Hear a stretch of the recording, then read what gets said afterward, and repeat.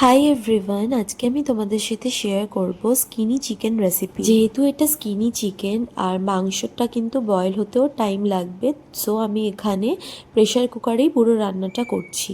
ফার্স্টে এখানে আমি সর্ষের তেল দিয়ে নিয়েছি, দিয়ে এখানে আমি আলুগুলো হলুদ দিয়ে একটু ভাজা ভাজা করে নেব। তারপর আমি আলুগুলো ভেজে তুলে নিয়েছি।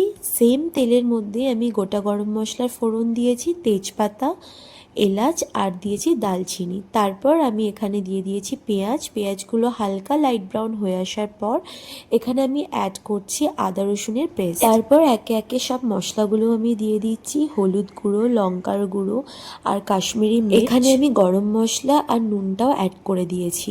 এরপর সব মশলাগুলো ভালো করে মিক্সড করে মশলাটা কষাতে হবে। আমি অল্প অল্প জল অ্যাড করে মশলাটা কিন্তু ভালো করে কষিয়ে নিয়েছি। মশলাটা ভালো করে কষিয়ে নেওয়ার পর এখানে আমি স্কিনি চিকেনগুলো এবার আমি অ্যাড করে দিচ্ছি। সব চিকেনগুলো দিয়ে দেওয়ার পর মশলার সাথে ভালো করে মিক্সড করে নিতে হবে। এবার ঠিক সেম ভাবেই আমি চিকেনটা ভালো করে কষিয়ে নেবো মশলার সাথে। বেশ প্রায় অনেকক্ষণ কষানোর পর এবার আমি এখানে অল্প পরিমাণ জল অ্যাড করব। দেন এবার আমি প্রেসার কুকারের ঢাকনাটা বন্ধ করে দুটো সিটি দিয়ে নেব।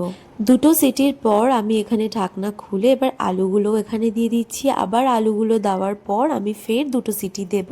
ব্যাস, এখানে আমার স্কিনি চিকেন রেসিপি একদম রেডি।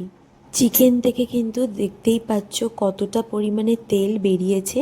যাই হোক, তোমাদের যদি এই ভিডিওটা ভালো লেগে থাকে দেন অবশ্যই একটা লাইক করে দিও। টাটা।